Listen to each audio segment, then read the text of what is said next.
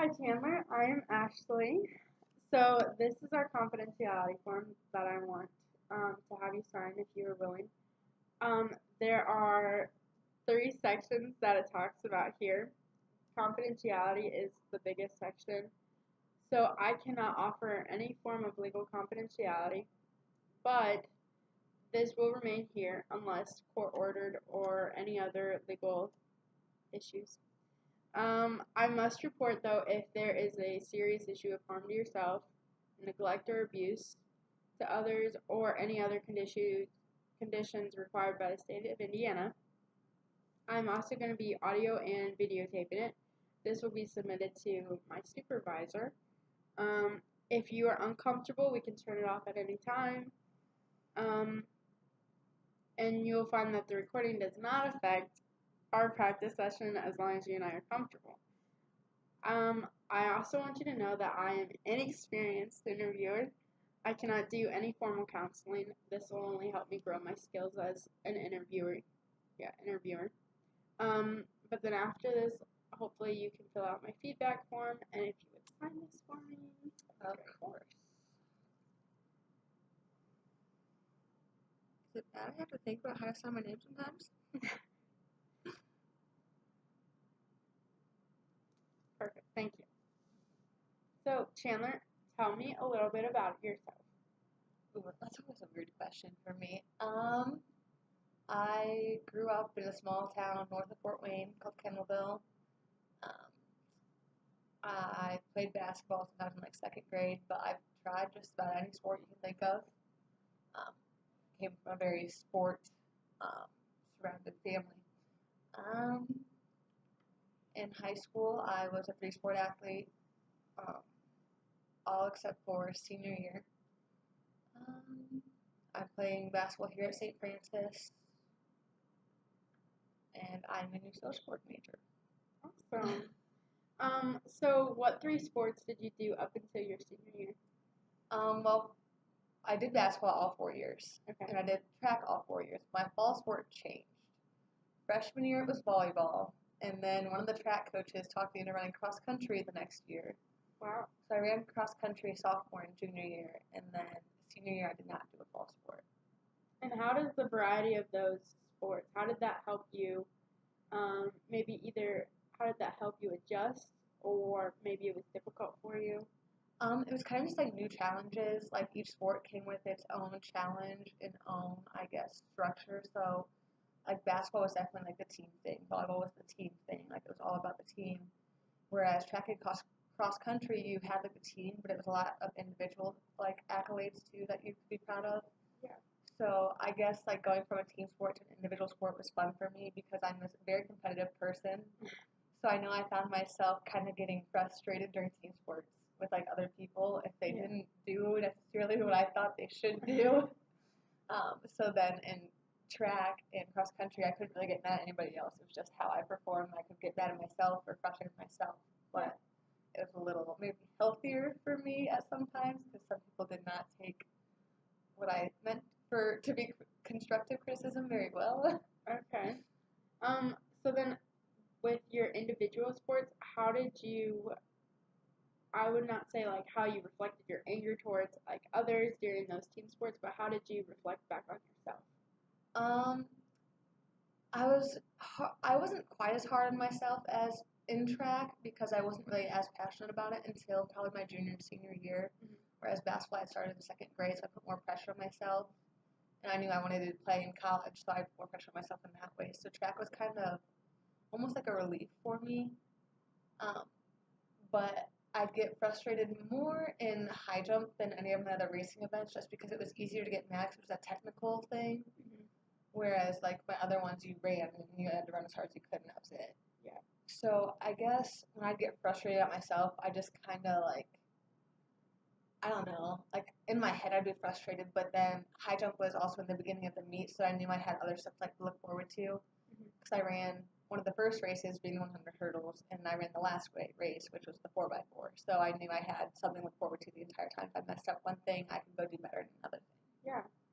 How would you say that um, college and high school basketball are different? Um, college is definitely much more of a time commitment, and you definitely have to be better with time management because of that time commitment, along with the time commitment of your classes. I feel like the practices are more intense than they were in high school, and there's definitely a lot more pressure to succeed because everybody kind of has a higher goal in mind. Whereas in high school, some people were just there to be part of the team, some people were just there for something to do. Whereas here, like we're all passionate, we all want to succeed, we want to do the best we can, hopefully ending up in a national championship. So there's more pressure to like do well, and there's more focus like during practice. Whereas in high school, there's a lot of joking off, like messing around, that was not so productive. Yeah. So then how would you say has your time management improved? Um,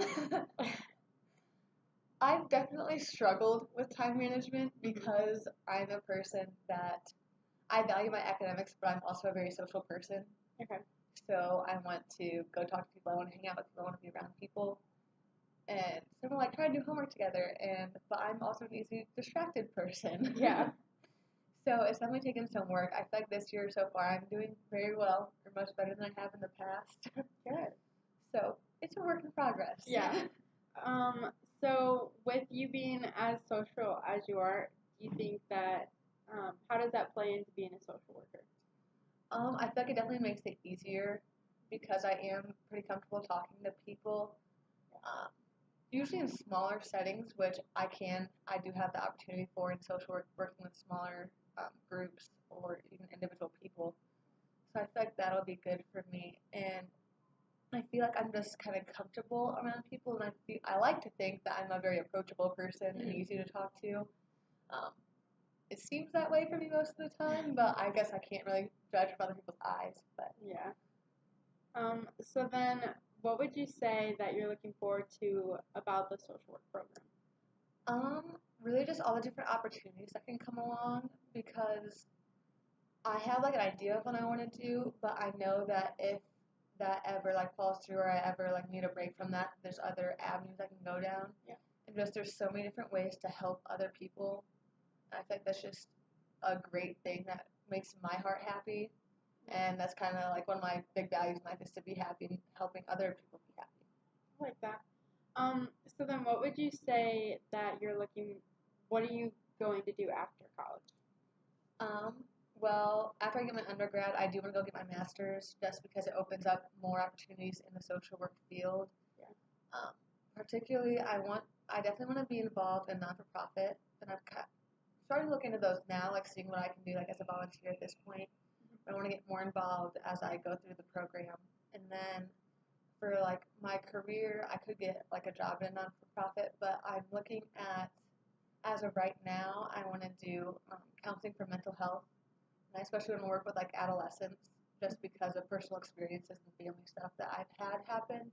Yeah. And I've seen so many different people affected by it, along with the stigma that comes with it. I want to kind of be part of the solution. I like that a lot. So then, what skills do you think you can take from your sports and from the social work program and put those into action? Well, being only one semester into the social work program, I'm sure I'll acquire many more skills than what I have now.